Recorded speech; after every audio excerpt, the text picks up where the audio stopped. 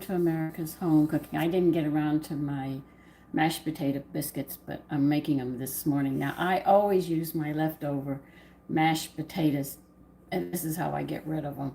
So I can rotate things, and I try not to waste any more than I have to. So this is a nifty way of getting rid of mashed potatoes if you have them. The potatoes I'm using is the one that I put Jerusalem artichoke in. That's the one I'm using. Right now we need a cup of flour, and I'll show you how to make these. You're also going to have to grease and flour a cookie sheet for these, all right? You're going to have to set your oven to 450. And make sure the shelf is in the middle. You're going to need it.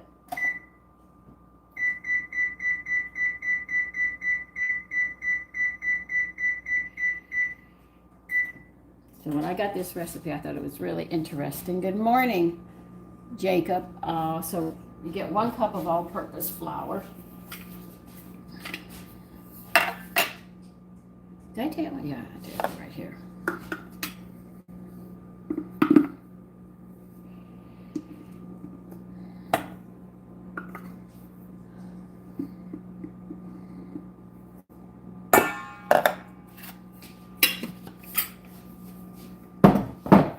We're adding a tablespoon of wheat germ to this.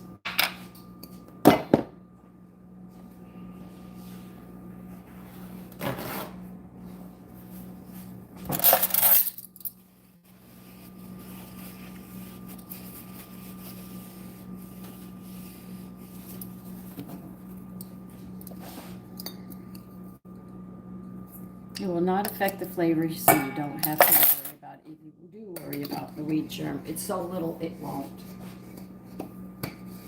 You need 8 ounces of a mashed potatoes. 8 ounces is actually what they want.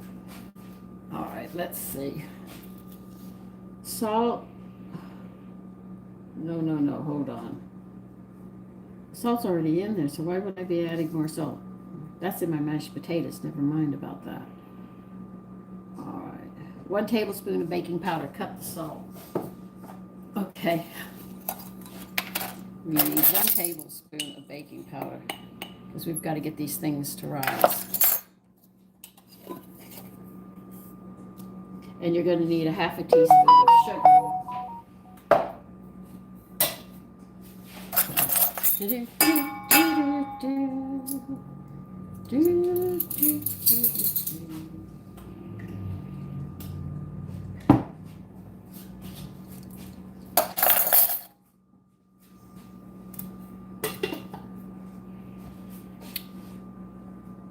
How do you want me to handle this?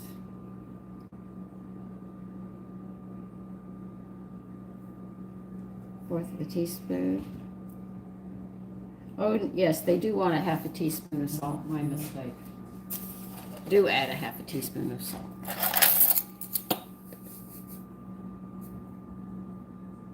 See, this recipe tells me to sit there and go ahead and boil a potato. And I said, why am I going to boil a potato? I'll use what I have.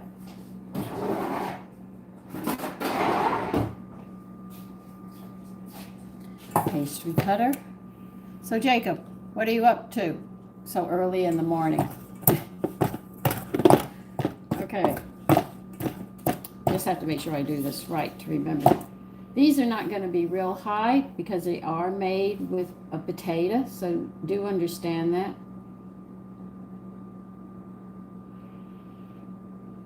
All right, they want, where did I just put them? I just made, okay. They want you to add 3 tablespoons of shortening,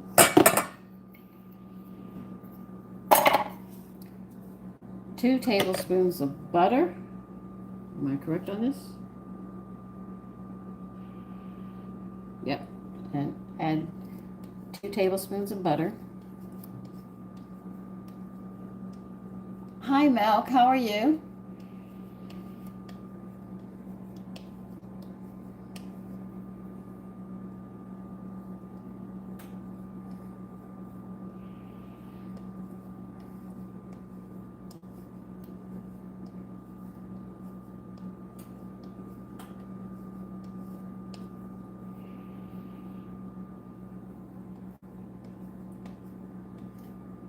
So, nobody's talking. Okay, have your coffee, wake up, everybody. I don't even know what time it is. It's 5:30. They say we have a major storm coming in today. It'll be going through Sunday all the way into Monday. They said it's snow, but the temperature's going to be in the 40s or the high 30s. I don't see how the snow can stick. These are, this is how I get rid of my mashed potatoes. I'm making mashed potato biscuits. And if you know how to make butter biscuits, you should be able to make these, which are very nice. I live in New York.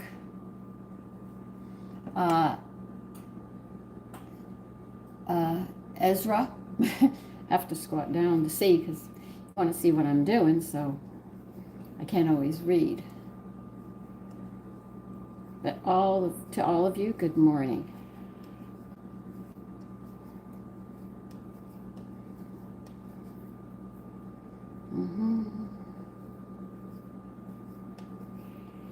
It's taking me so long as my butter's frozen.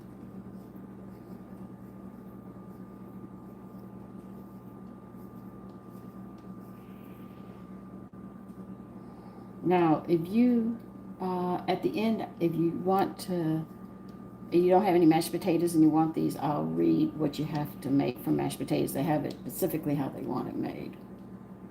But I make so many different mashed potatoes. Really? It's that bad, Ezra? Hi, and good morning, Brian. Did you get a lot of rain in California? I don't think you get hurricanes there, do you, Ezra?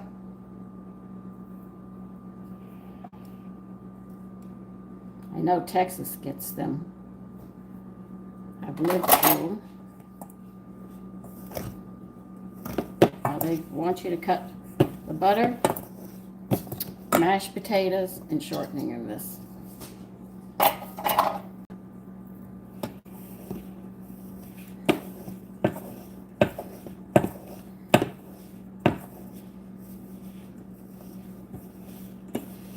Once you can make the basic recipe of biscuits, you should be able to do these very easy because you have more of a concept of what you're doing.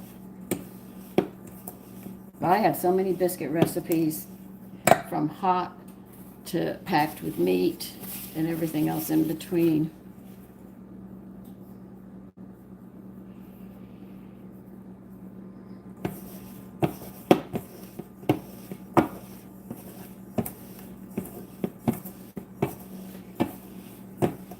Now, if you don't have a pastry cutter, you can use, they say, 2 knives.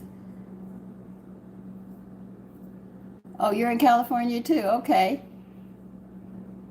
Oh, well, we had a lot of snow, and they're talking now we're got a whole foot of snow coming in, and the city's going to be drowning in it. But I look at the temperature, and I said, look, it can snow, but once it hits the ground, it's not going to stick because it's above 32.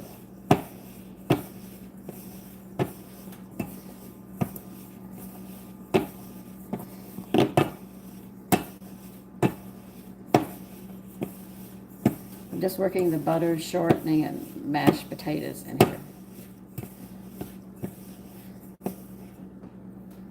It'll be crumbly like you see here. This is what you want. Then what we're going to do is we're going to get some chives.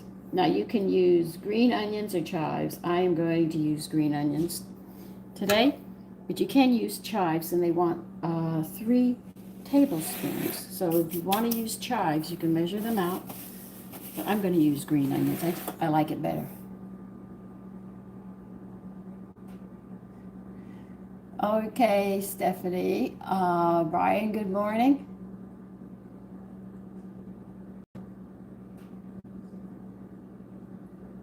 Okay. Okay, Ezra, good night. Yeah, because you're 4 hours behind. Yeah, you should be in bed. So I have used chives, and I also have used green onions, and they're good. 1, 2, yeah, I know. I don't know what's wrong with these things, but they are going faster than they used to. Well, I shouldn't say I don't know. I dang well know why. The mineral content on them is not protecting them because they're putting stuff in the ground. Yeah, I know why. I should sit there and say no. I do know.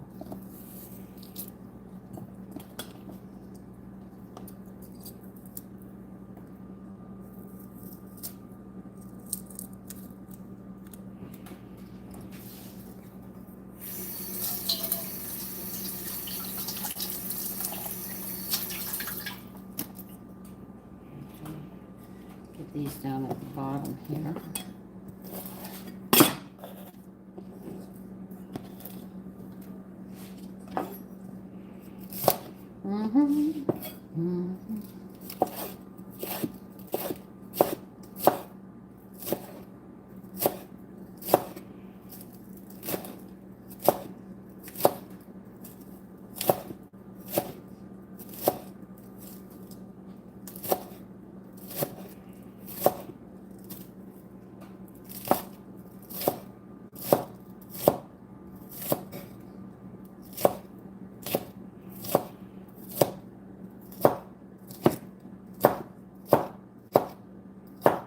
This recipe isn't one I make from scratch. I sit there and always have leftovers, and it will definitely go into this dish.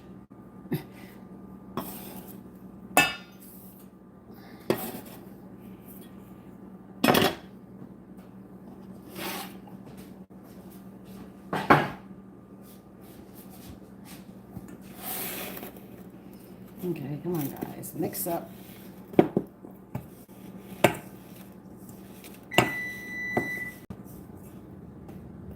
All right, now you're going to need 2/3 of a cup of sour cream.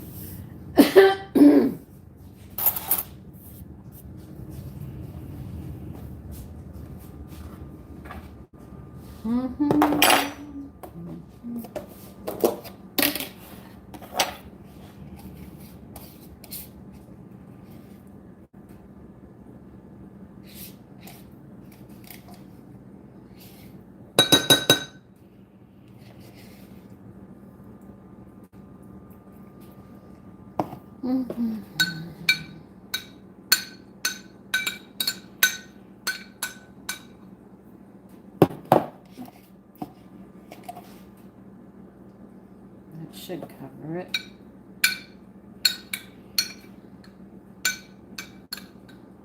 Yep.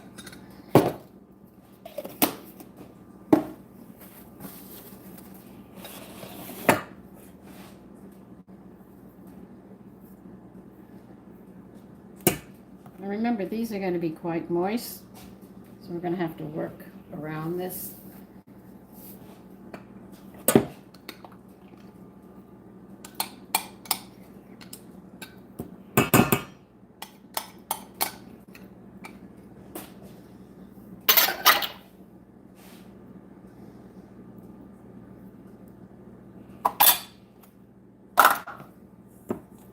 Now I know for a fact I'm going to probably be heavy-handed on the flour.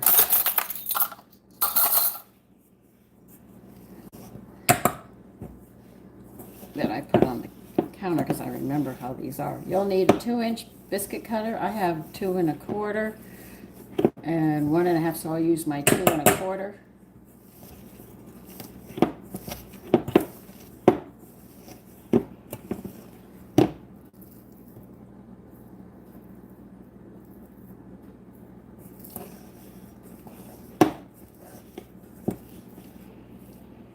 Yeah, this is going to be a messy one.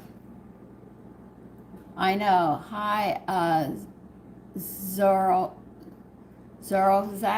and Brian. Yeah. But these are a little on the messy side. They don't rise real high, but they do have excellent flavor.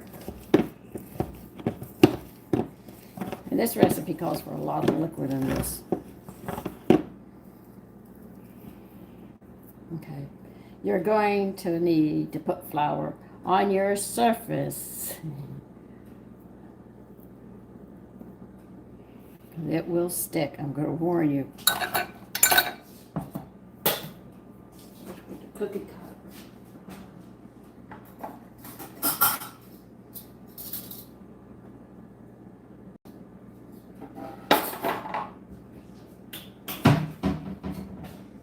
Oh no, I got the 2-inch one.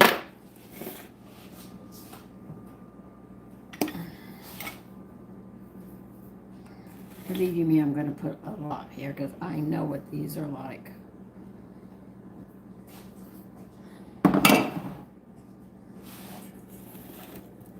These are going to stick.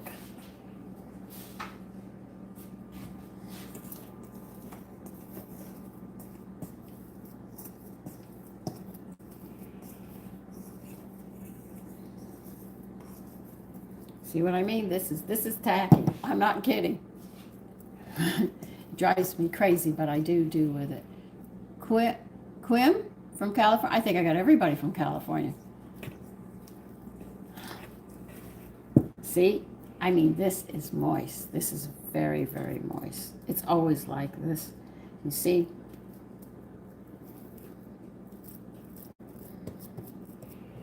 It's almost like a wet dough. And I use a lot of flour.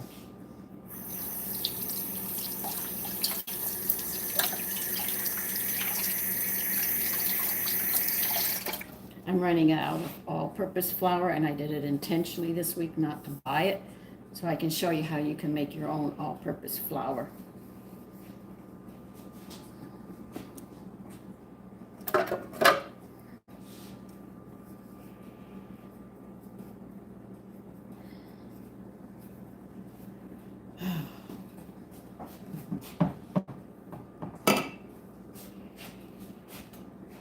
You're probably saying, she's putting a lot of flour on that. Yeah, I know. But it doesn't have a lot of flour in it. You're going to pat it out, though they say roll it out, but it'll stick to your rolling pin to get about 3/4 of an inch.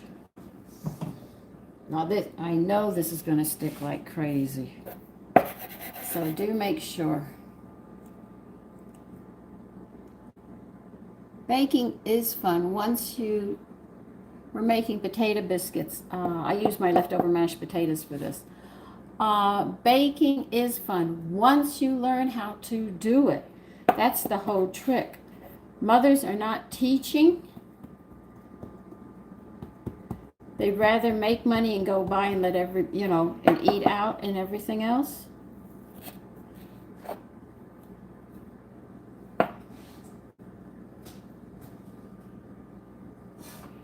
I have eaten out in the last 15 years. I don't think I've eaten out 20 times. And most of the time it's because somebody wants to celebrate my birthday and they'll take me to a restaurant.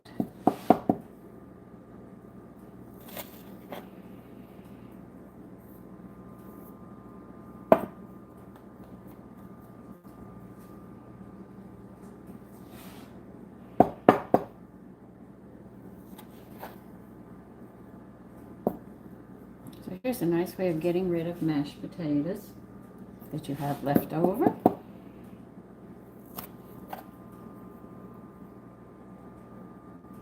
Look, you don't have to like baking HHH, okay? Starboy, okay? Good morning. I find baking is the creative time, like a man doing woodworking and making something, or women who create crocheting or sewing or something. It's artistic in its own right, just like setting a table. You might not think so, but it's very true. No, I don't like eating out because I don't like the food. It tastes like crap outside. They try to take shortcuts, buy the cheapest stuff, and try to make it work. And when it doesn't work, the restaurant gets closed down. And then you have the city with everything that they do. I might eat at a quick place to get a lunch or something. My son took me out and he said, Mommy, I want to take you out. And we had a salad. I enjoyed it. It had what? Blueberries, walnuts, I think strawberries, greens. It was just an unusual fruit salad, but I enjoyed it very much. Because he wanted me to go where the vendors were. They were on an avenue in the city. He took me. And I enjoyed myself. But do I like to eat out? No. I'd rather, you know, make it myself.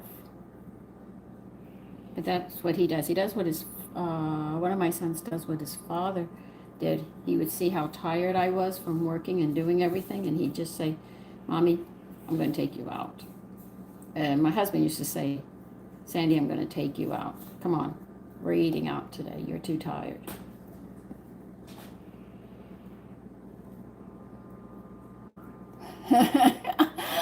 Platinum, Putty Cat. Yeah, this is the best one. Morning from Cedar, Florida. Hello. I'm not in Texas, but I was raised in Texas, Charles. I miss it. I miss Texas sometimes. I really do. Kindness and the respect. They didn't play around there. And I was so upset to hear that some people had moved down there and was going to put Sharia law there. But I'm glad the governor, Abbott, sat there and said, no, it's not going to be allowed. Now Congress is moving that way, which I'm happy as well.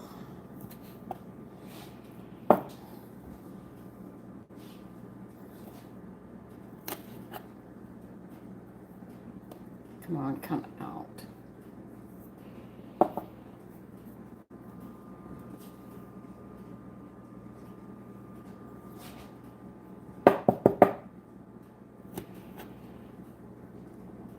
Chillin', good morning. Charles. Thank you, Isaiah. I can hardly see some of these. Let's see. Key, Florida. Chillin', good morning. Mr. Big. These are potato biscuits. I still have more to do. And I'm running out of room. I've already got 12. I might have to move them to make a little more room. Potato biscuits are a little harder to make.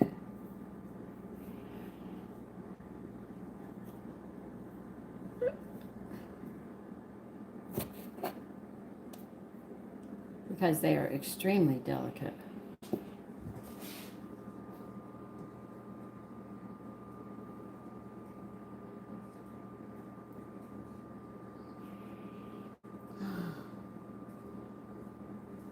Okay, this is my last one.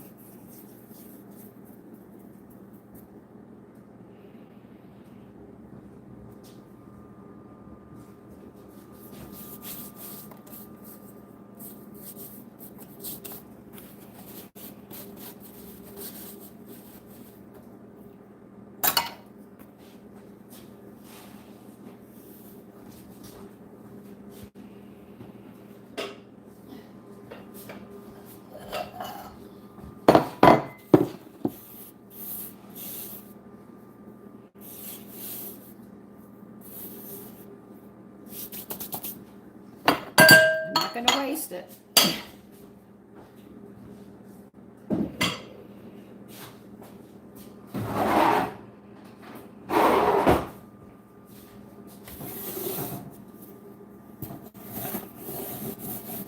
We're not done with the biscuits yet. I just have to clean this up some so I can work here again.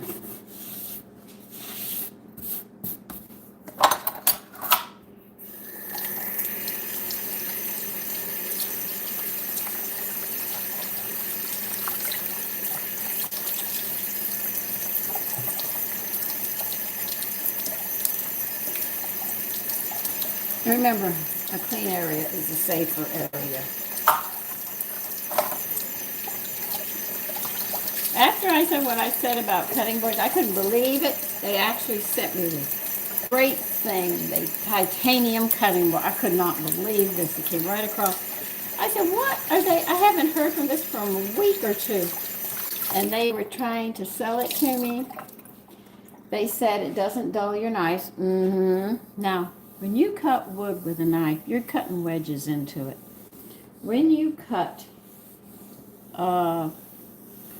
rubber or plastic, whatever kind of those cutting boards are, you're cutting into it. Now, they sit there and say that the knife will not get dull from using this cutting board. Let's think about this. So, the knife cannot cut through it. Right.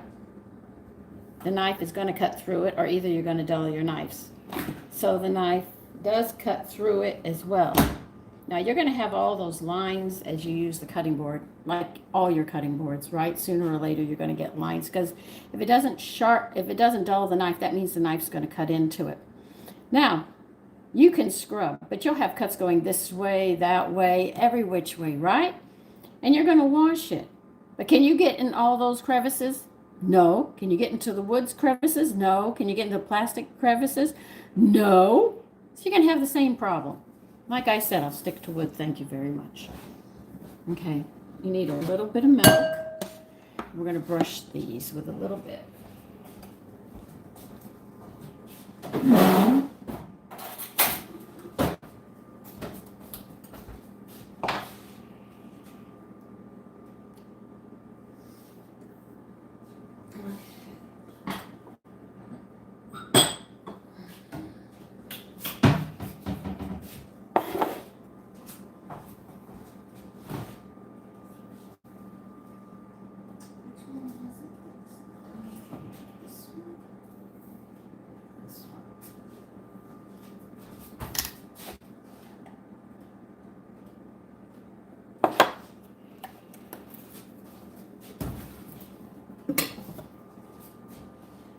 I just had it where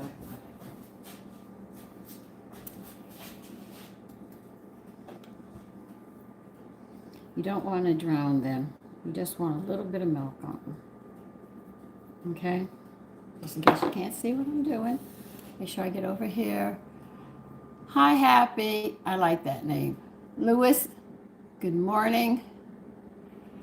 Goat, what a name. Okay.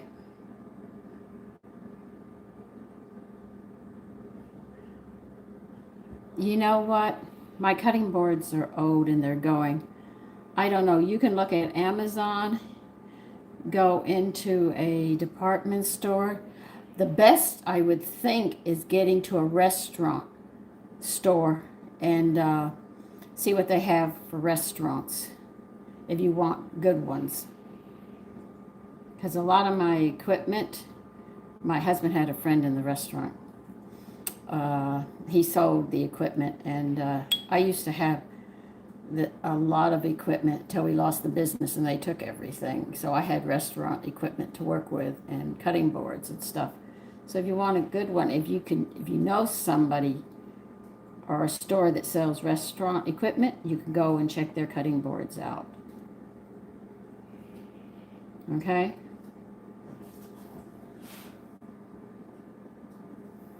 I wonder if my cats will eat that. All right, we're going to put these in the oven now, just like this.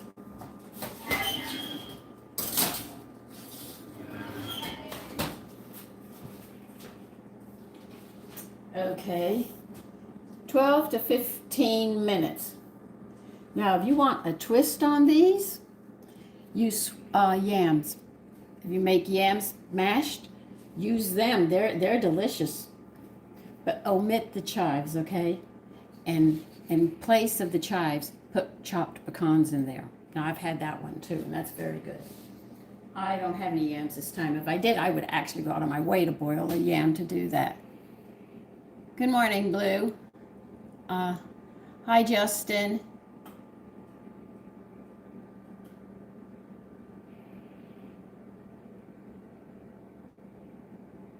Yeah, my boards are falling apart.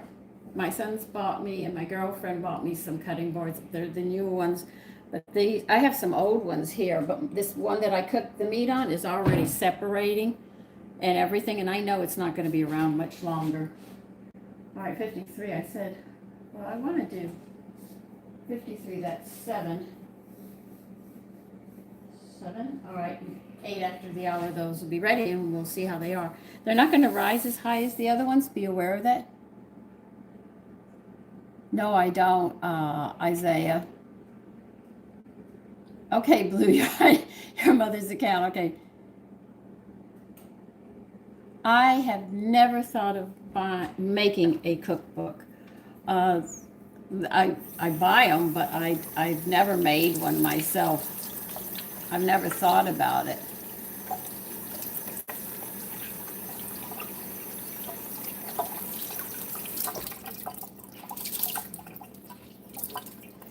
If I ever think of going through the ritual of doing a cookbook, I will definitely let you know. But it's not something that I think about doing. I mean, right now I am creating some patterns for crochet. I want to make some placemats. I don't want to make them lace. I have a tablecloth I'm embroidering right now, as well as making and crocheting a bedspread. So you can see I'm busy. And now I'm thinking, I got hanky ideas flowing for the lace around my hankies. And I've got, I want to make placemats. And I know this place that has lovely threads, and I'm wondering how thick I can get these threads so I can make a nice, because I have a son who spills everything, so I need placemats. I would like to sit there and make some placemats, but I love the colors. And I said, oh God, I wonder if I can, how thick can I get this thread to do it? But they've got beautiful variegated threads and solid threads, and I like them. I like using them. The people are nice. I like meeting people, Brian. Phil, good morning. Lucas, good morning. Goat, good morning.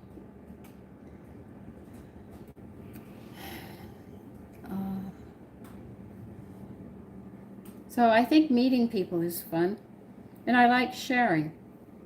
I mean, my sons say, Mommy, you're sharing a motif pattern you created for a bedspread. I said, I know, they asked, and he said, Mommy, you give everything away. And I said, okay, I have to learn, because they say they take your patterns. I said, I know. Yes, my coffee arrived. Oh, I got to talk about that.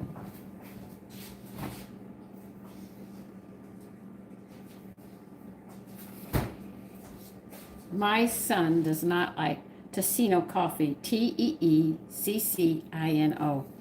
All right, so I made yesterday. I've got my coffee pot here. I haven't made it yet because I'm going to. Maybe I should start because the biscuits will be done soon. He said, I'm going to pick 4 for you. So he picked an English toffee. And as I was making, he said, Mommy, this really smells good. He said, could I have a sip of your coffee? And I said, sure, you have a sip of my coffee. He took a sip, and he let the flavors come through, and he closed his eyes. And then he opened it. He said, Mommy, make yourself a pot. I'm having yours. And I said, okay. Good morning, Matthew and Zan. So my coffee's on, but the one I'm having right now, which I just put on, is English toffee. Isn't that great? This is it. And it's a medium roast, if you wish to know. It's coffee-free, which I have problem with. It's acid-free, but this is the big one that kills me all the time. Caffeine-free, because caffeine races my heart over 200, so I can't have caffeine. So it's caffeine-free, and it's prebiotic. Now, this is a coffee that I enjoy very much. Thank you, Breakoff. That's very nice of you to say that. We got somebody from Iowa. Zen, I said, good morning, Matthew. Savannah, we're making mashed potato biscuits, actually, is what we're doing. And I had leftover mashed potatoes. I always make mine with leftover mashed potatoes. But if you don't have leftover mashed potatoes, this is what you can use in place of the mashed potato for this recipe. You need 1 large 8-ounce potato. Okay, and you're going to peel it and cut it into chunks. You'll need some garlic, finely chopped, and a fourth of a teaspoon of salt. And you're going to cover that potato with enough water, and you're going to cook it till it's tender. Then you drain all that off and add a tablespoon of butter. Then you continue with the rest of the recipe. Okay? I'd rather use my leftover mashed potatoes. This is very good, Isaiah. It's different because remember it's made with chicory root. It's not a bean, it's a root, literally. But this actually is caffeine and it's high in potassium. It's caffeine free. So what it does is it calms your heart and your vessels. So if you have high blood pressure and stuff, you don't have to worry about it. Because doctors will tell you to come off the salt, but they never tell you to come off the coffee. They don't know that the caffeine in the coffee is causing it. And if you're thinking of mushroom coffee, they spray it with coffee, which causes your heart to race anyway. But this is made with chicory root, which lowers your blood pressure, calms your heart down. See, something natural. Oh, Matthew, the only thing you'd see if I had to step outside would be my nose. I'd be all wrapped up. You wouldn't see my fingers or anything. Breaknoff. Okay. No, I have allergic reaction to caffeine. I didn't know it.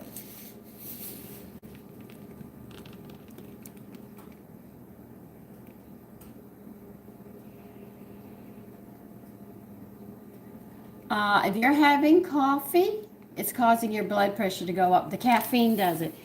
Sodas, power drinks, chocolate, and coffee or tea will cause your blood pressure to rise. If you think of mushroom coffee, understand it's mushrooms. They spray it with coffee, so it still has a high caffeine in it. Tocino is the only one I have found so far, which I happen to like, and they got a whole bunch of blends. My son bought me 4 of them. This is just the first one of many that he's bought me. I bought the first 3. And this one is made with the chicory root. Because it's made with chicory root, it lowers your blood pressure if you don't like being on blood pressure medicine. Now, there are some coffees that have the bean and the chicory root, but understand the caffeine in the beans is so strong, it nulls the chicory root that's mixed with it. Okay? So that's what doctors always say, come off the salt because it causes hardening and high blood pressure. But they forget that people are drinking a lot of coffee and tea and power drinks and sodas and chocolate and stuff, and this all raises your blood pressure because it's all high in caffeine. The ratio, Isaiah, is 1 tablespoon to 1 cup of water. That is the ratio for making a good cup of coffee. Perfect. Savannah, good morning.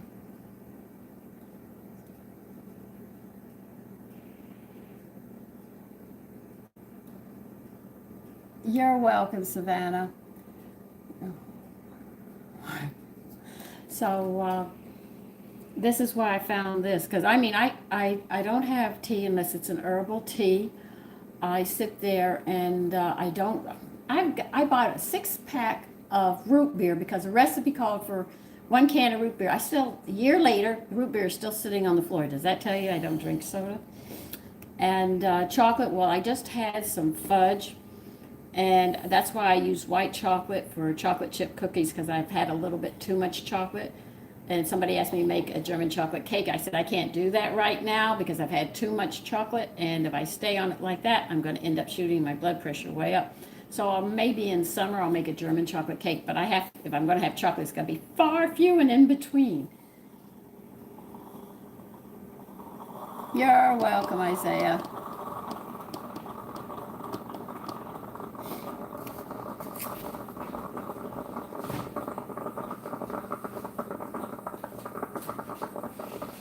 I have to get a cup and saucer.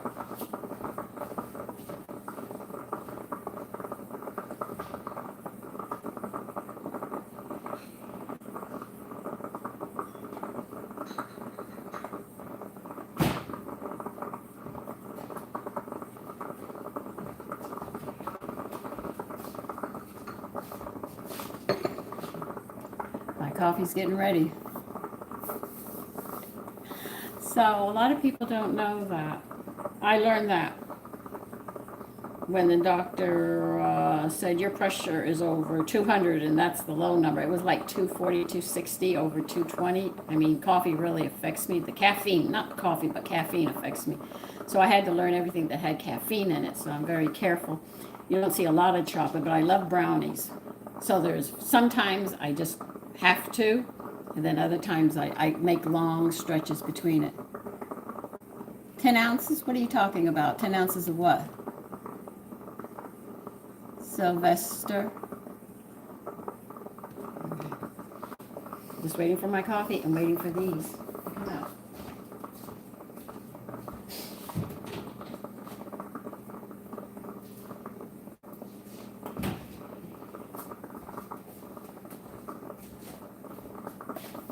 Okay. Oh. Hi. Oh, 10 ounces? Okay. So, Sage Wash Shawal. Good morning. Potato biscuits. Shawal, we're making that. Dr. Crudo. Yeah, they do smell good.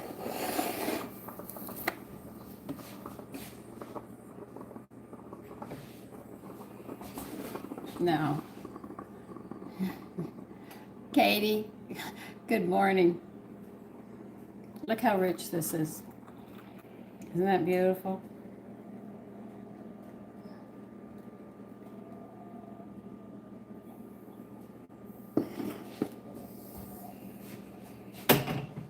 Now today I ordered an espresso pot, not the one on the stove, where I have a coffee cookbook, and I can't wait to try these coffees with what those recipes are. It's going to be very interesting.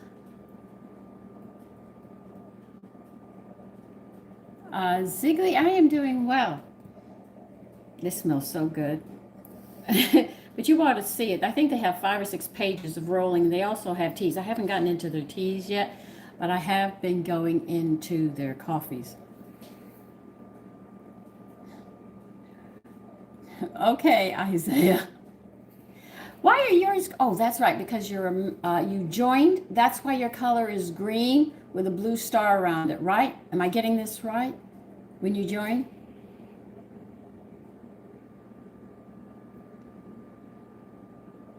Okay. Good. You remember Zeros?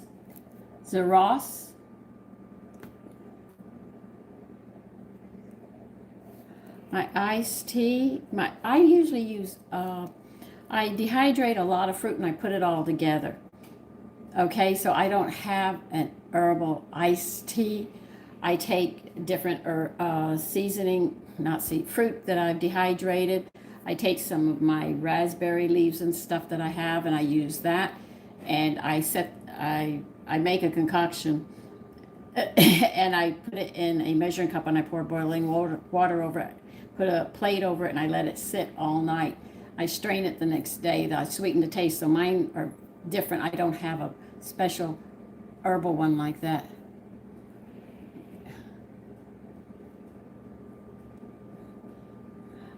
Okay. All right, we have, wait a minute, 6, 7, I think they're done.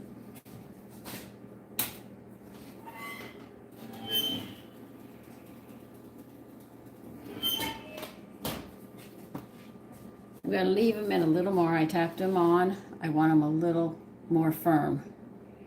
Okay? Yes, Lipton. My blood pressure goes up on. I can't have Lipton.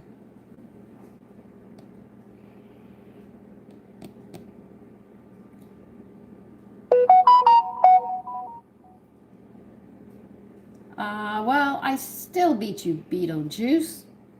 I'm a year older than you. I'm 73. Mr. Big, good morning.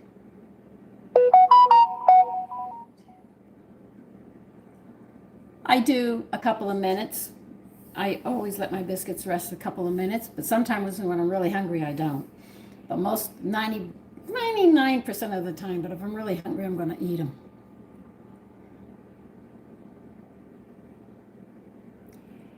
Thank you. I can't pronounce your name. Tita? Teton? Satina, I think I said. I'm not sure. I think I did that.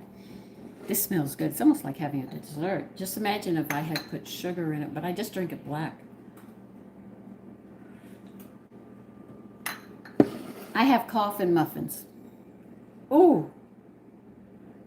I think I'm going to try. No, is it coffee or biscuit? I think it's coffee muffins. I'm going to have to look that recipe up now. I can have coffee. I can have this coffee.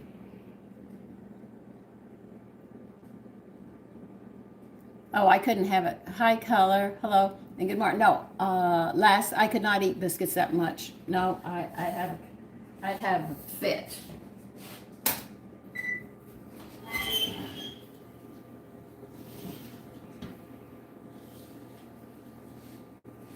Like I told you, these do not rise very high because of the mashed potatoes, but they're very, very good. I'll show you them. If I had biscuits like that 3 or 4 times a week, I would pull my hair out. My mother introduced me to a lot of different things that she could find, and I've even added more to that. No, I can have herbal sweet tea, and I can have Ticino coffee that has no caffeine in it. I can't have soda, so this is why I make my own sweet drinks. I sit there and dehydrate. I have my dehydrator over there. So this is why I have to work a different way around, because I don't want to take medication. Isaiah, what?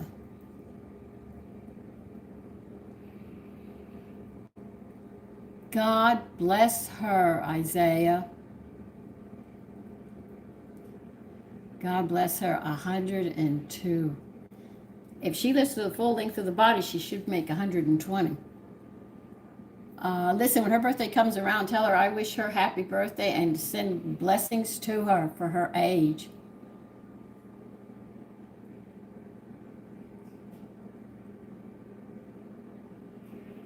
Okay, Beetlejuice. Hi, Katie. No. If you knew what was in diet soda, the sweeteners, I'll tell you what the sweeteners do to your bones. These so-called sugar-free stuff that they put in, it tears your teeth up. It takes the enamel and the minerals out of your body or blocks them, and you end up with your teeth chipping. You end up with your joints breaking. Your bones get weak because it's blocking the minerals. That's why I won't. And you also notice that you get colder the longer you stay on it. And why do I know that? Some stupid dietitian, I listened to her. I should never have listened to her. She was saying diet sodas were good, that diet sweeteners, that she said they're great for the body and everything else. Look at me, I'm so thin. So I said, okay, we'll try it. Less than 6 months, my teeth chipped. My older son's teeth chipped. My husband was screaming. His joints were hurting more than normal. And I said, FK, that. I threw it all out. And I started cooking bones down, and I built our bones and stuff back up. So anybody who calls me, says they're a dietitian, is going out the door. I'm not listening to them. I'm sorry. They like spaghetti, Matthew. They're not supposed to eat it either. Hi, Seasoned.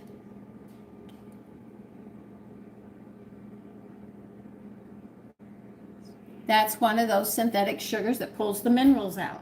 You also notice that you could probably end up with, like Parkinson's, people that have the shakes. That's a B6 deficiency.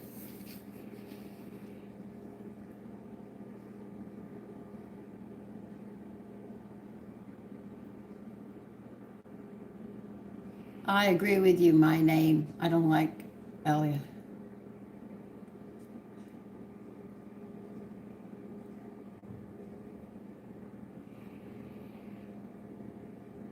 Yeah, it does more harm. People don't realize it. And even in spite of putting the flour on this, these things stick to your cutting board. I mean your, cookie sheet.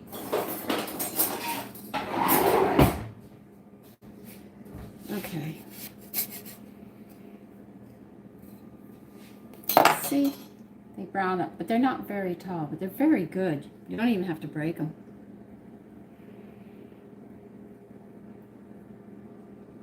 You see how moist they are? So if you're going to sit there and break them to see them, barely hold the sides and bend down towards the bottom because it's firmer. You see how they are? Very nice.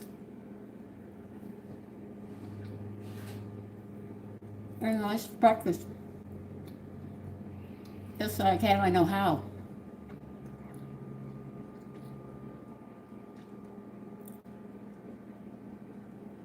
Yeah, and if you walking through a grocery store, when you really get into, you're worried about your health, you start reading cans, they have preservatives in them. If you can't read the language and you don't know what it means, don't buy it.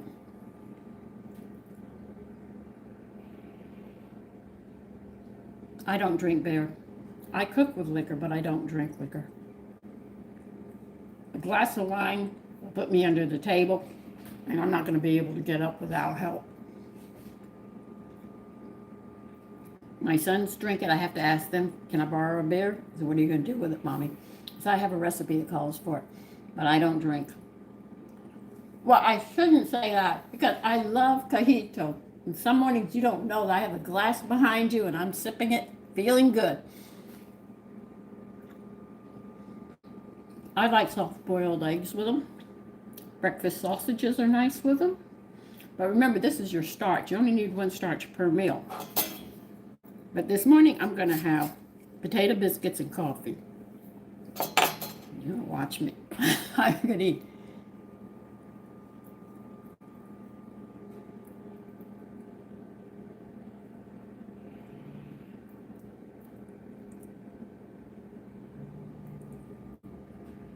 You could call it a sandwich, except it's horizontal.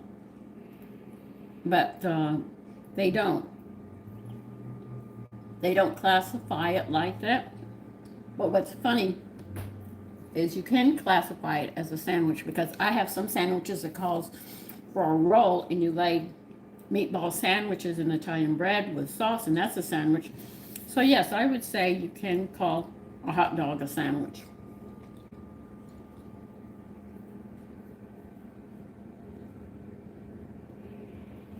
I agree with you, Beetlejuice.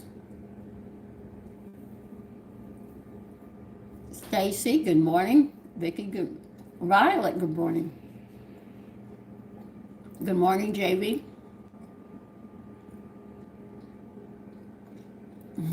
I'm in New York.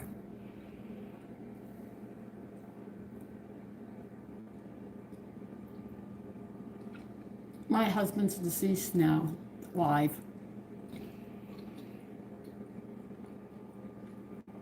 Good morning, Fart. Violetta. Oh.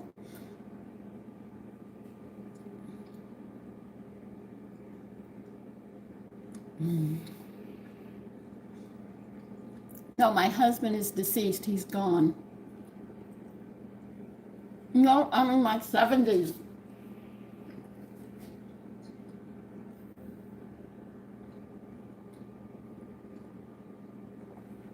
I hope to, JV. Jewel, good morning. Last. What you see in my skin that surprises you for my age is health. I've been doing this cooking and developing it throughout my life. I'd like to say, oh, you just do this and your skin will be. Women look for makeup to cover up because everything they've done in their life has caused their age and stuff. Okay.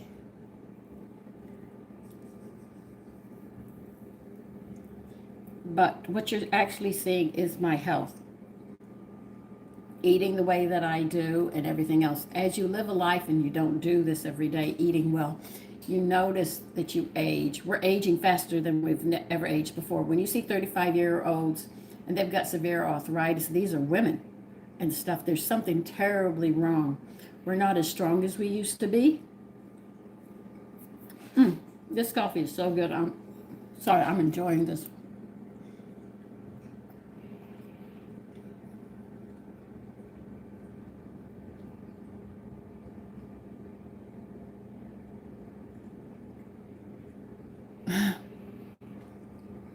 So you've been a chef for 30 years?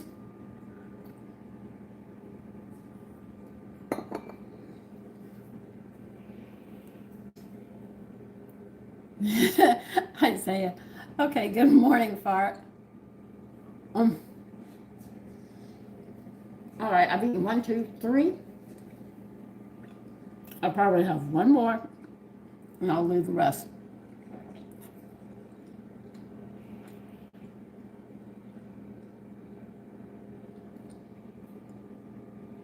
Correct, Beetle. They are. I'm not going to say I didn't try drinking. I did. I figured to understand marijuana, I was going to do it for 6 months. Drinking, I do 6 months, so I at least have opinion of it.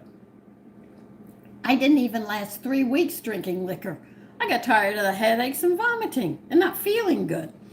So I knew I didn't like that. I tried marijuana. That was fun for a while. I think I tried that a little longer, for about 1.5 years, and I got the hell scared out of me, and I never looked back. So I keep my wits about me. And then medication. My doctor said I had to go on hormones because I had ovary problems when I was younger, but he said when I grew up, I'd grow out of it. I hated taking it. I wouldn't take it. The doctor here, he didn't know I was drinking a lot of coffee, and he said I had high blood pressure. He put me on blood pressure medicine and water pills. And I didn't like taking the medicine. I took it for a while, and I felt worse than I did before. And one morning I decided not to have coffee or tea, and my blood pressure plunged down to like 40. I was killing myself.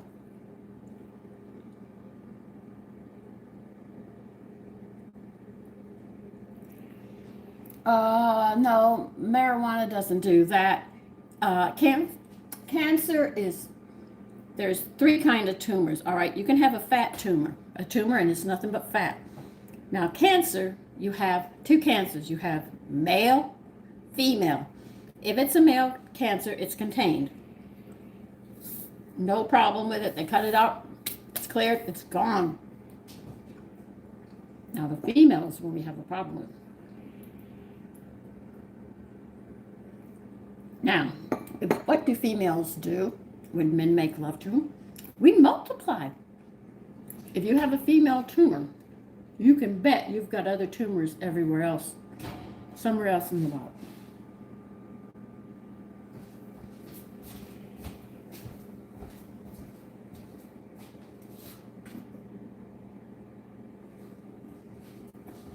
Okay?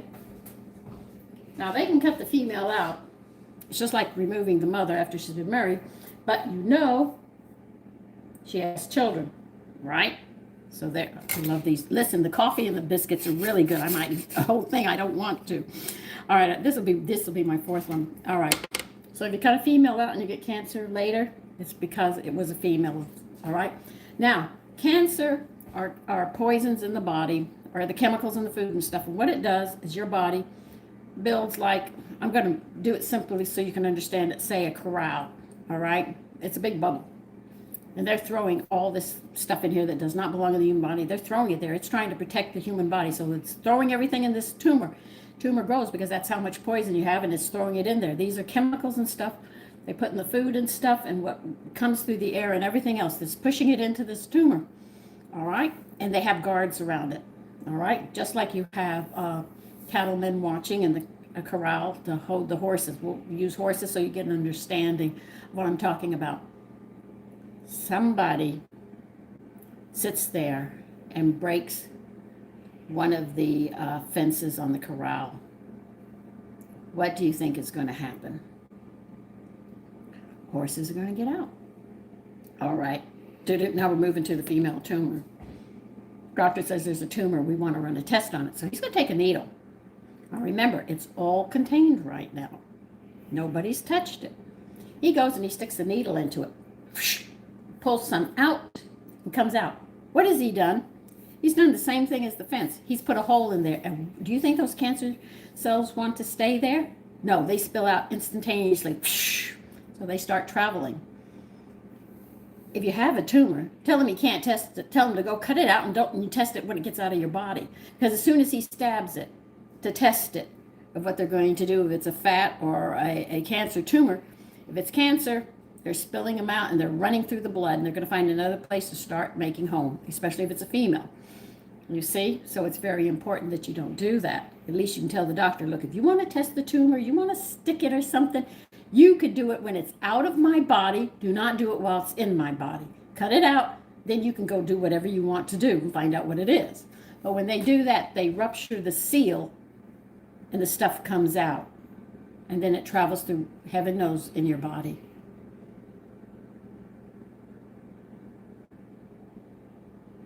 I am 73.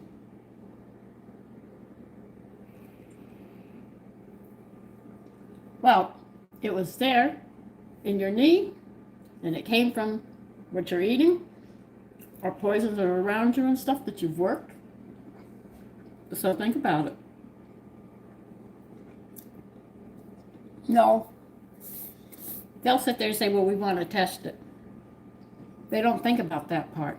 And the funny thing is radiation causes cancer. They use radiation to say this is how we cure it. If radiation causes cancer, then why in the name of God are you going to use the very thing? You see, it doesn't make any sense, but they're making a lot of money off the insurance and everything else. So they'll keep on going.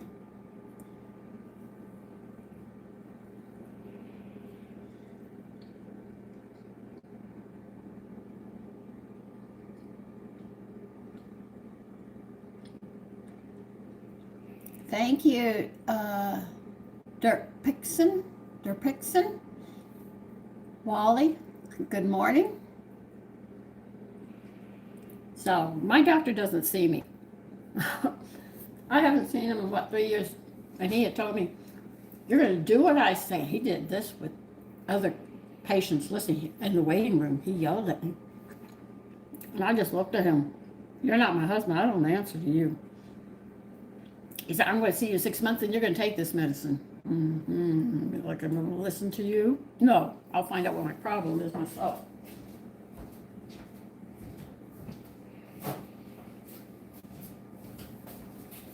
Oh, I enjoyed those. Those were delicious. If you wish, Wally.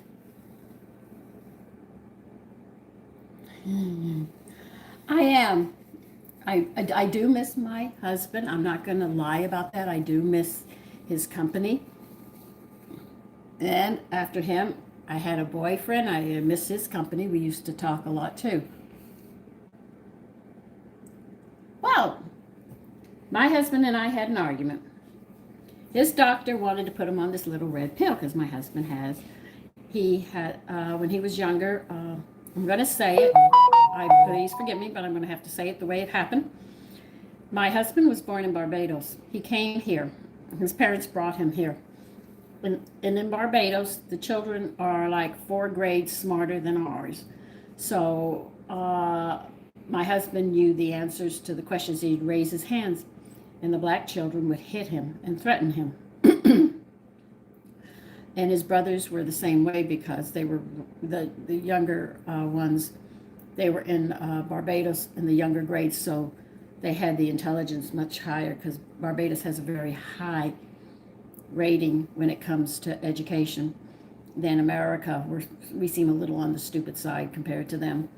Anyway, what happened was they were beating up on his younger brother, and he jumped in to save his younger brother because they were really hurting his younger brother.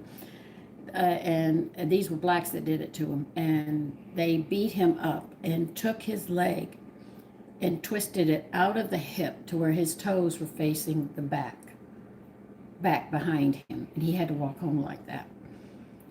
And but his brother was saved because they were foreigners. They did not know at the time, because we're going back in time. Remember, we're talking about the 50s at this time.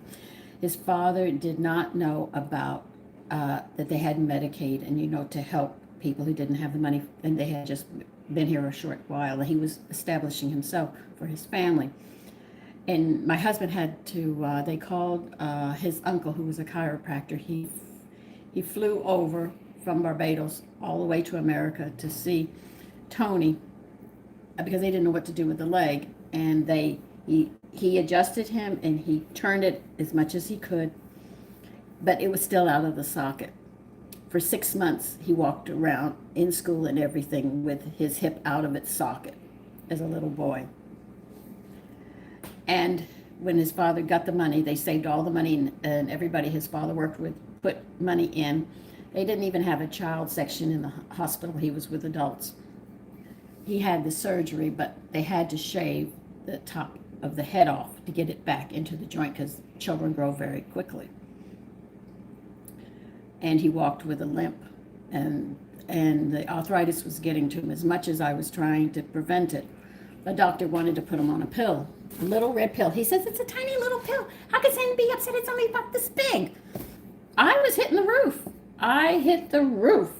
I did not want my husband to take that pill because I knew if he took that, because I have second sight, I knew what would happen. If he started that pill, I knew it would increase to many pills to where he died. And I didn't want him to take it because I knew I would lose my husband. So what happened is he took it. He took it. And from that little pill added up to a handful of medication. I'm not talking about 2 or 3 here. I'm talking take a cap and mound it of medication 3 times a day. His stomach went. And I knew what I had to do to give it to him. Nutritionally, he needed oxbile digestive aids and acidophilus culture. And I bought it and I made sure he took it. Then his leg ruptured on the whole side. The whole skin came off. He blew up. My husband was a 198-pound tank when he walked. He was 5'10", but the serviceman, he was big. My husband was a big man.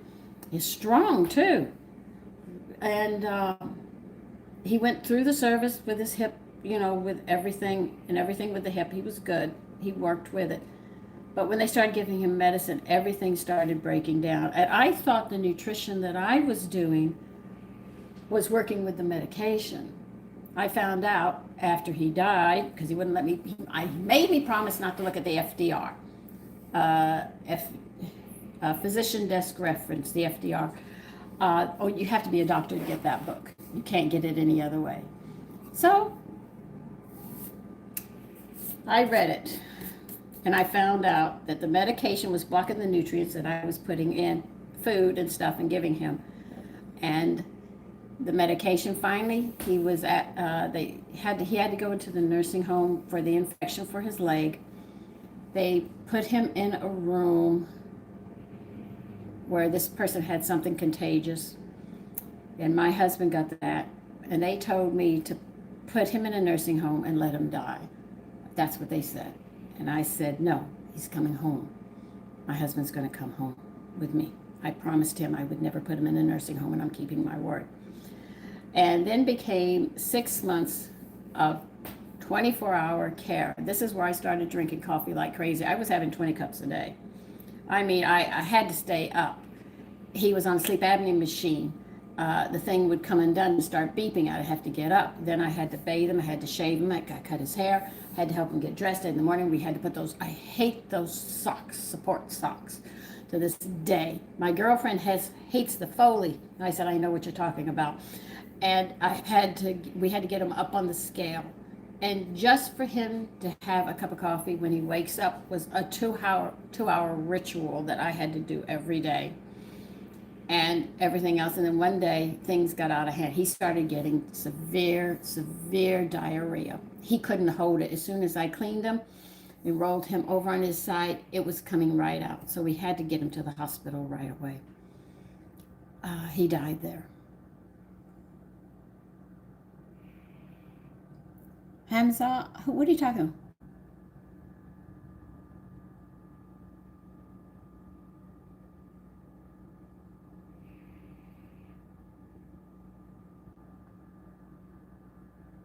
Yeah, but it hurt. It hurt. And he had made me promise at 17, if they ever come to the point, Sandy, where they want to cut my body, I want you to put me down. Sure, I said, yeah. And I'm saying to myself, I'll probably die before you, so I don't have to worry about it. But he grabbed me. He said, I mean it, Sandy, if I ever get to that point. So I did. I ordered his death. And that's where he died, at the hospital.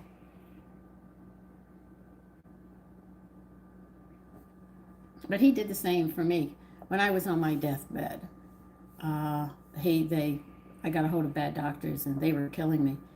And it took all of him to get me back.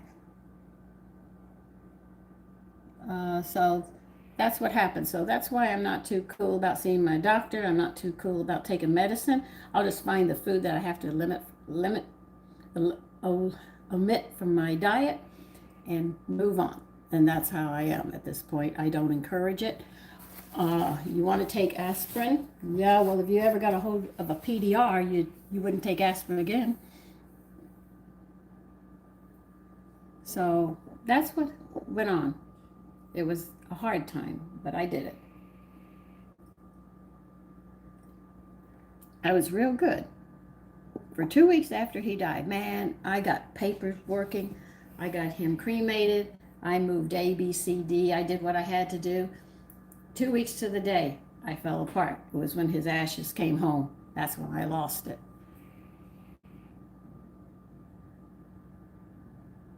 Oh, my boyfriend, he went to sleep one night and he didn't wake up again. And I'm going to say it, his wife murdered him. Yep. You can cause a man to die under stress. There's a way you can kill people, and there's no proof of it. He was cremated. He just went to sleep one night with all the stress that he was under. And there's 2 chemicals in the body. When you're missing these 2 chemicals, you have a heart attack and you die. They can't bring you back if you don't have those 2 chemicals. If you're under extreme stress and somebody has, I'm just going to use extreme stress. If they put you under it, they can kill you if you don't have a lot of those 2 nutrients in your body, because the stress triggers the hormones and stuff, and they just start going through the stress. And then when you run out of those 2, you just die. And to me, if somebody puts somebody under that much stress, it's called murder in my book. I'm going to have another one. I'm sorry. The coffee's good. These are good. I'm going to enjoy. No. When I say a boyfriend, I don't mean like that. We used to sit on the back porch and talk. Everybody saw us talking all the time. And if it was raining outside, we'd come into my dining room and we had the lights on. Everybody could see all we did was talk. And for cheating, it was his wife who cheated on him. He found out. I tried to calm him down. I tried to warn him. I was telling him, but he didn't listen.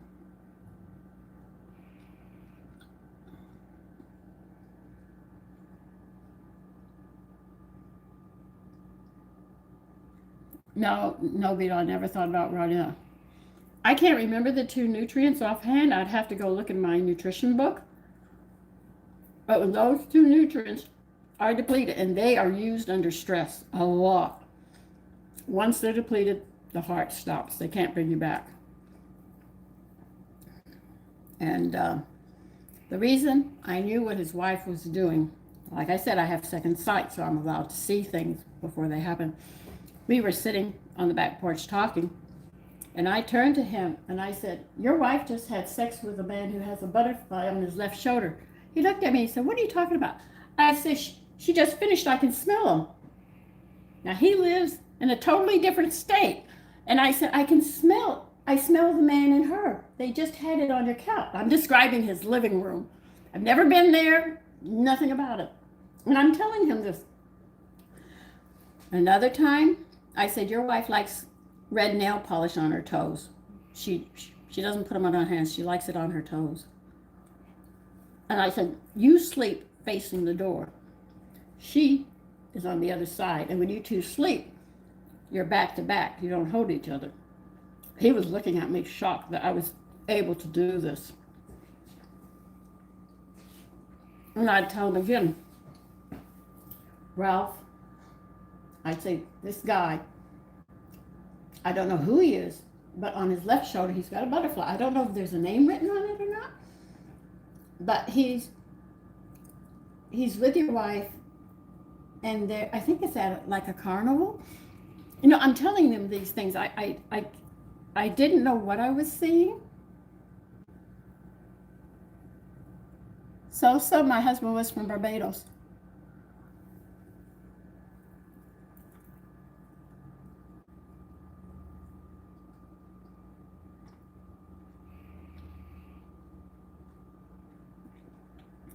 Yeah, that's what he did. He died of a broken heart.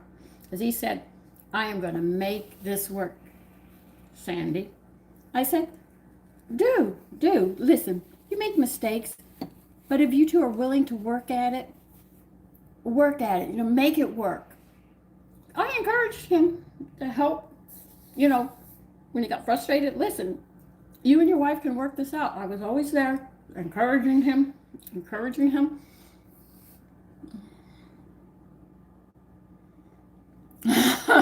Okay, enjoy the carnival. So after that, I said, that's it. Matter of fact, when he passed in his sleep, I was sitting there. They had just told me. And I said, damn, I should have said something when he bought that fucking black car. I should have. I said, he bought your coffin. And he bought that black car. I saw it. Man, I was so mad in this house. I was storming. I said, I ought to go over there and punch you in the face. Don't get rid of that car. But I couldn't, because he was very proud of his new car. I couldn't say anything. Really wanted to say something, but I couldn't. So after he passed, I think he died in his sleep. And that afternoon I had just heard, and I had gotten sad because I had done everything to give him information to help him help himself, you know, to straighten this mess out with his wife so they could have a better marriage. And he did find out about the guy. And when he died, he came to me. I was sitting in the dining room in the chair, frustrated with myself and all. And he sat there and came to me. He stood right there in the spirit. And he said, I'm all right.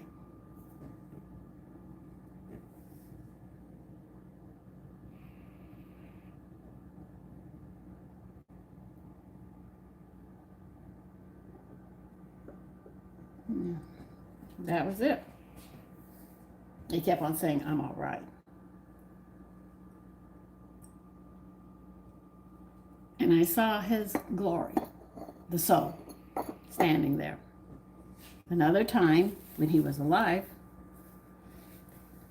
he had come to work. And I was sitting down embroidering, minding my business in my dining room. All of a sudden, this woman is telling me, tell my son to get back home. I said, what? What are you talking about? Tell him to come back home. I'm not leaving until he comes back home. And I don't know this woman, but she's standing before me. I recognize some of the features. So I call him up. And I say, you have to go home. He said, Sandy, I just got to work. I've got to work. I said, you have to go back home. He said, I can't. I said, your mother told me she's standing right here in front of me, and she's telling me she's not leaving this earth until you get home. He said, my mother is in a coma. I waited 2 weeks at home for her to die, and she didn't die. I said, Ralph, your mother is standing right here, and she will not leave this earth unless her son gets his ass back home. And she told me, this is a perfect quote from your mother, and she's saying it right now. Get your fucking ass home now. You know, I'm arguing with him. I am the telephone. She's in the spirit here, standing in front of me, and I'm sitting in the chair talking, and I'm calling him, and I'm saying, you got to get your ass back home because your mother, she just told me, get your fucking ass back home. You know, I'm having this conversation with him, and he's arguing with me. He said, I won't. I'll be home in 2 weeks. I've been home for 2 weeks. We waited for her. She's in a coma. I said, well, she's standing in front of me right now, and she's carrying on. You got to get home, you know. Well, he went to work. 10 minutes later, they called him and said his mother is dying now. Get home now. So they released him. He came to the house and he said, I gotta go, Sandy. I said, okay, I know. Your mother will be happy to see you. Drive safe when you go, please, because I know how you feel. And he did. But that was weird too. I mean, I'm minding my own business, and and she's standing there. How'd you get in this house, And I didn't know the woman, but it was his mother, and she was dying. She wanted her son there. She would not leave the earth plane. She would wander the earth if he didn't come home to be at her funeral. So he raced home, had the funeral. So see, this is where I get that extra sight, where I have more understanding about things in life. And you might consider me passive. It's not that I'm passive, it's that I have a better understanding. They're not stories. These are real incidents that have happened to me in my life. Good morning, Michael, Margaret. Margaret, hold on, Beetlejuice.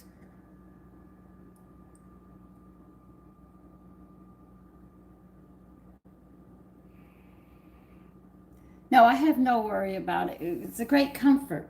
It is, because I know that the only thing that's going to die is going to be this body that you see. But I'm going to be very much alive still. Thank you, Isaiah. Margaret, good morning. Eric? Well, that was the story. Those were the words that were said during that time of his mother. I was repeating what he couldn't hear her. So I had to repeat her words to him. And then he came back arguing with me. And I said, and she could hear what I was saying, and she could hear him. And then she'd tell me, and I'd have to tell him. So I was being literally the telephone going back and forth on the conversation. Yeah, well, it's sometimes in life things happen. If somebody says something, you're going to give them a perfect quote. You have to do that. You can't lie. See, when you have these gifts, you can't use them to make money. You cannot use them to manipulate people. You cannot use these gifts in any negative things. They're used to help. They're there to help people who are lost. They're to help people know that God loves them. They are there to help guide you and everything else, and to warn people, listen, this is going to happen. Be careful. But we can't force you to do it. We can bring the information to you, and what you do with it is your choice. The same thing with Christ. He came with these messages of love. Now you could take it or throw it away. It's your choice, but he can't force you. He could show you, he could speak, you could take the words, you could throw the words away. This is how I looked at it. And I had to stand back. But when he got that black car, man, I was so mad. I was kicking in this house. I mean, I could have torn this house down. I was so mad. I said, why? Father, I don't need this. I don't need this. I don't need this. I don't need this. But he needed help. So I came into his life, I think, to teach him there was more than what he sees. And I think that's what it was about, helping him to understand that God loved him, and he didn't know it because life was so hard for him. He learned about reincarnation and understanding. So when he died, and then I saw him in the spirit, I saw his colors. So I knew I had hit home, and that he's in a better place, and that he has grown from the knowledge that I gave him. But did I like doing it? Yeah, I liked doing it, but I didn't like the end results that he had to die, because we used to have some very lovely conversations. They were in depth at times too.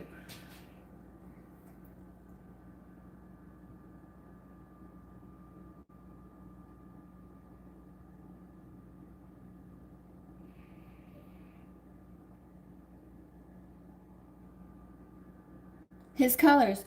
We vibrate colors. Demons are dark shadows. They're black. They can come a mucky red. Sometimes they try to hide the pitchforks. But they smell of sulfur. And when they talk to you, you can feel the heat. Or when the souls are growing, they go through colors like rainbows. When you hit like Christ, you hit that white color in the spiritual world. That's your soul. You're at one with God. Okay? But there are different colors and different mucks of it. The higher up you go, the brighter your colors are, the clearer your colors are. I know my husband's colors, and I know my boyfriend's colors. But that's what I saw. When I saw his colors, I was so happy, that he was what I thought, and everything was moving forward. He had learned so much in the years that we had spent talking so much. So it was good. I was happy for that. I'm a widow.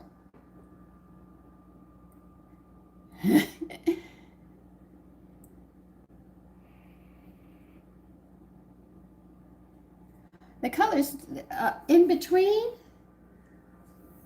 if you're, see, it's very difficult when, if the colors are the rainbow colors, you go through them as you move forward. They fall if you do a lot of evil and stuff and hurt and everything. You fall down the ladder. I use a ladder or stairs. You go down, your colors get more mucky. The brighter and the more clearer they are, the higher up that you are moving towards God. Now, my thing is that this is when karma steps in. This is another problem I have is that, let's say, here it is. My nose runs, and I'm still having my coffee. By the way, the coffee's good and the biscuits are good. Now, when it comes to karma, you sit there, let's say, I'm going to use let's say a gang beats somebody up. They beat them up and they kill this person, okay? And they go about their business, living their life. That soul was beaten by these people. They just randomly did it, okay?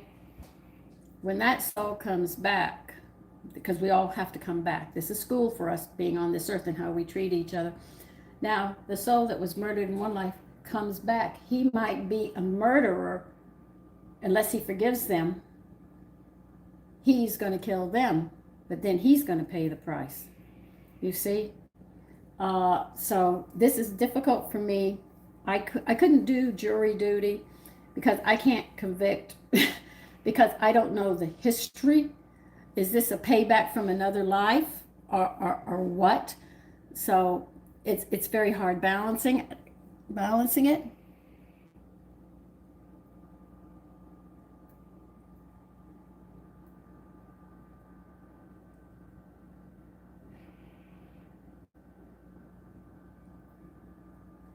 There are all sorts of colors. I can say one color, according to, it's very hard. You would have to see it.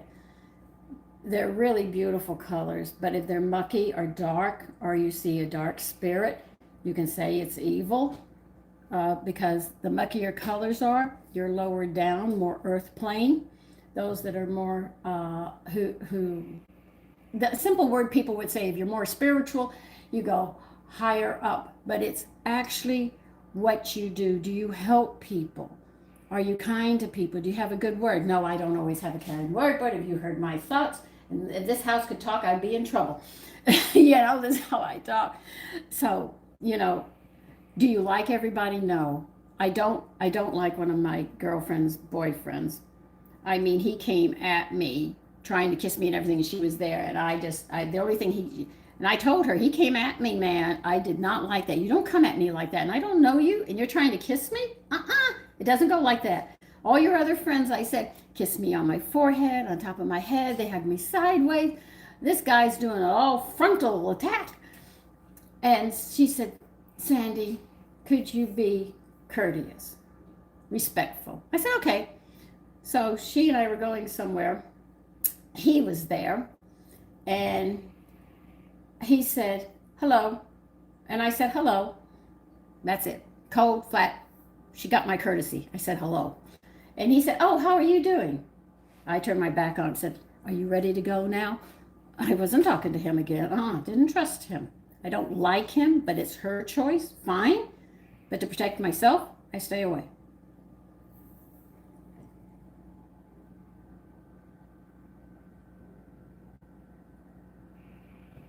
He's just letting you know he's alive. He's fine. He's fine. He's letting you know. I think that's very nice that he comes into your dreams. The dreams are when you leave the body. You actually leave your body. You have an umbilical cord that's hooked up to the body, to you, so you can go through your dreams because you leave your body, so you're somewhere else, and you can come back. You cannot cut that string or the umbilicus, they call it the umbilicus cord. You cannot. When it's time for you to leave this earth, the umbilicus cord is then severed from the body. The body dies and you go forward.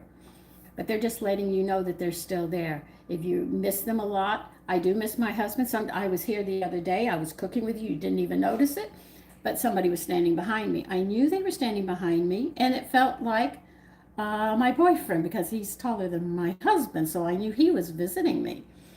And I just kept on doing what I had to do, but I know you didn't see him, but I felt him because I knew he was there. I have walked through souls. That's the weirdest thing. I'm going to tell you that. Walking through, man, I lost my whole bearing when that happened. But anyway, that's what it is. The spiritual world moves forward. So the more good you do, though, when you start to be more positive, you'll see more negativity coming at you. Because remember, evil wants to hold you down. They don't want you to go forward. And it's a struggle. I'm not going to tell you it's an easy struggle. I'm not going to tell you, oh, I can just call on God and I got it, man, I'm going to be home. No, it doesn't work like that. You have to work towards that. It's not easy. I have fallen. I have tripped. I landed on my face. Get up. Been extremely depressed and still moving forward, but you just keep moving forward. Always, always being the better person. But remember, there are going to be people that are going to anger you. People are going to irritate you and everything else. And sometimes I'm minding my own business, and I've seen people, they're pleasant, and all of a sudden they get very, very angry. That's because you have evil whispering, reminding you of things. Psst, psst, psst. And you can't hear it, but you pick up the vibrations of it. And all of a sudden you find yourself getting angry at somebody. And you question, why am I really getting angry at them? Oh, you could think of 1,000,001 reasons, but if you think of at that time, do you really have a right to be angry with them? Because they might not be doing anything, but you're thinking of something that has already happened. Life is complicated. It's not easy. Yeah, we do have to learn. The pineal gland? Yes, I know. Some people have it more developed than other people. Yes, and it's up there. It's one of the 7 glands. Our growth starts in the groin and moves up through the 7 glands until you hit the pineal gland. When you hit that, you are at a very high point. I'm sure Christ was at that point. We weren't.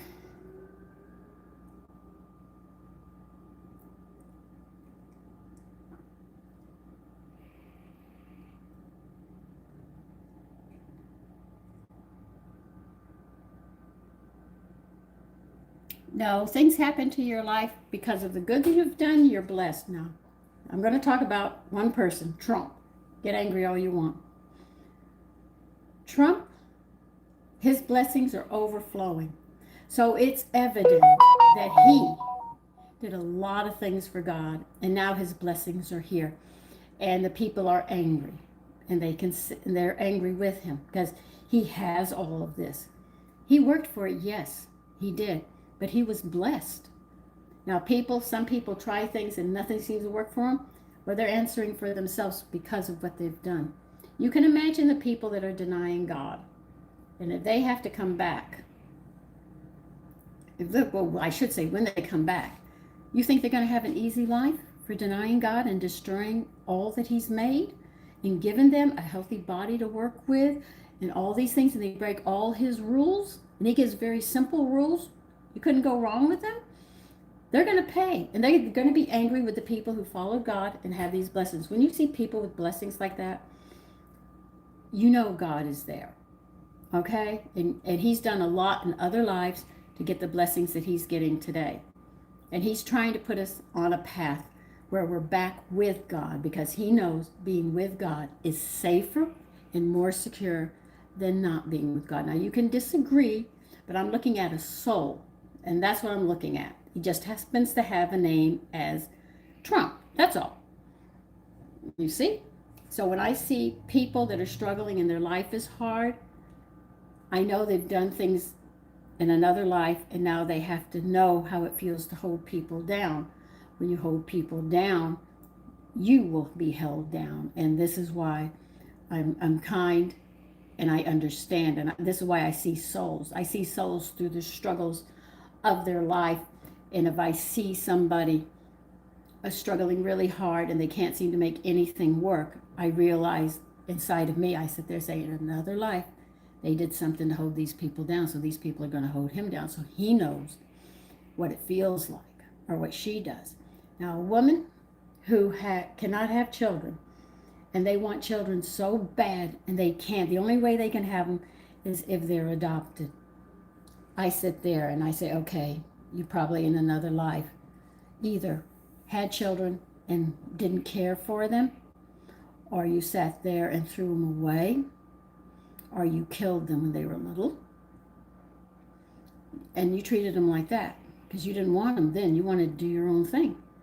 So now you're coming into a life where you want children, but you aborted and you killed all these children. Here, God will make you go through a life being barren, but wanting it so bad. So you know how you feel abandoned. You know how those children felt as you killed them as they were born. Now, if you abandon your children and they're half grown or something like that, and you throw them into a foster care and stuff, and you walk away after their birth and let somebody else raise them, you will have to go through the same hurt in another life that they went through. So see, whatever you have done to somebody will be done so you know how they feel. Maybe not in this life, but in another life, you'll have to know how they felt. The only way to understand a person's hurt is to go through it. And this is what God does, so you understand what you've done to your brother. You know, because we're all his children, so I'm going to use the term just brother, just to generalize it. So God says, you did this to your brother, so therefore you are going to have to pay to understand that hurt. And if you don't learn that lesson, you will come back a second, a third, a fourth, until you learn that lesson. Doesn't that sound like a parent? Didn't I tell you not to do that? You know? So it's the same thing. And this is how I perceive life in that way. And I did my second sight help me to understand this. Between the ARE, yes, that gave me a lot of answers. The church started answering some of my questions, but then as my questions got more involved, I learned about the ARE, and I went there and I got a lot of help there to help me understand. I did a lot of reading on those books, and it helped me to understand my gifts, that these are gifts. They are not curses. They are not. Now, people who have evil on them, it's because you either sent evil. You could have been a witch or a warlock or whatever, or somebody who sent a spell and said, I curse you.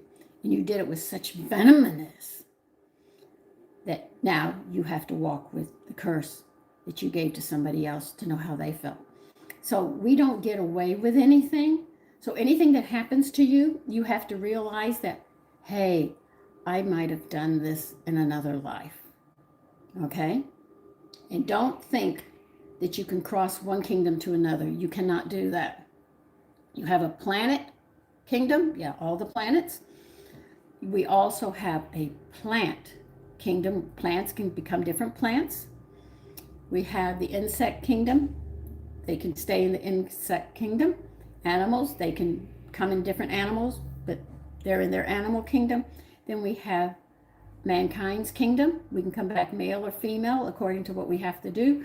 This is why we come in different sex, be it male or female, because we have things we have to learn or deal with, and we have to be that sex to go through it. So see, there's a lot involved in all of this, but as I learned to understand my gifts, I had a better understanding of it. I hope that answers some of your questions. No, not the money. His life, his whole life. Money is not a blessing. It's a gift. Okay? But he must have done a lot of good for God and helped a lot of people. And now the payback was for him to have a good life. And he has. And instead of just enjoying his good life, he still does what God requires. He helps his fellow man. Okay? And I only used him as an example. Okay?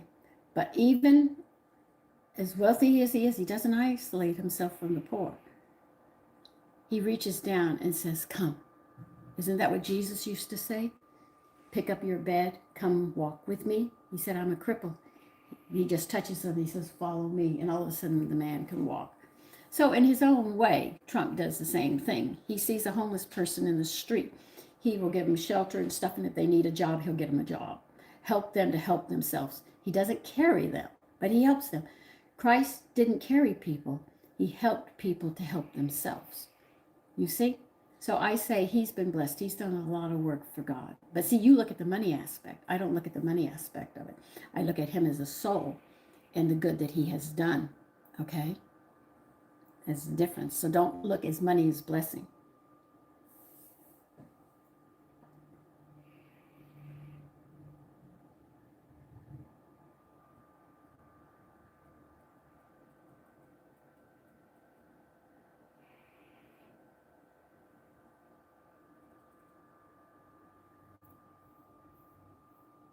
Why don't you sit there and read about what Trump does?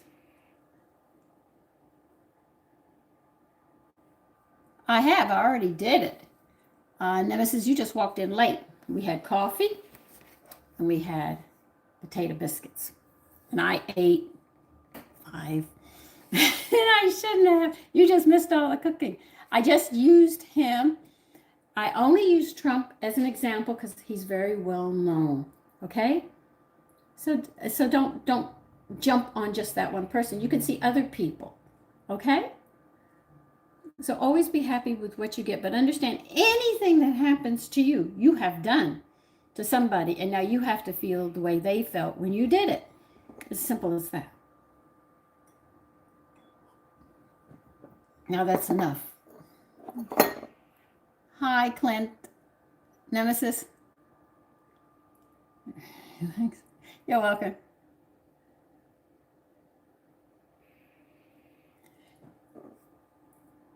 You want it read and stapled up on the wall where you can read it. I don't need that. If you want to find something, you will find it. I only used him. See, I knew you guys, some of you were just going to jump on that one thing on him. I'm saying I only used him as examples, an example of how things are. Okay, how you could see who's blessed, who's not, etc. Okay, I'm not sitting there and saying, look at him and this is what your life is going to be. No, I only used him as an example because a lot of people know him, so therefore I could do it. Is he perfect? Heck no, he's not perfect by no means in any book, but he does the best he can, and that's that. You have to accept that. That's the best he can. But I only used him as an example to inform you that when people make it and it seems easy and you see how good their life is, those are blessings. He's got a son. He went through his gamut. He had his divorces and stuff, but he found his path and he went forward. Okay? But some people do it and they fail each and every time, and that is because they have held people down. From what I've seen from Trump, I'm saying in his past lives, for him to do what he's doing here, he has done a lot of God's work. And he's been kind to the people. And I'm talking about other lives just by watching him. So I said they helped him when he was down, and he's coming back in this life, and he is helping people that have helped him.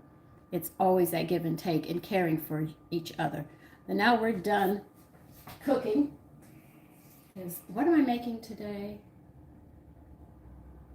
Oh, shoot. Oh, yeah, we're going to have curried shrimp later today. My son wants to make it. Look, see, some of you are going to get on that. You didn't understand what I was talking about.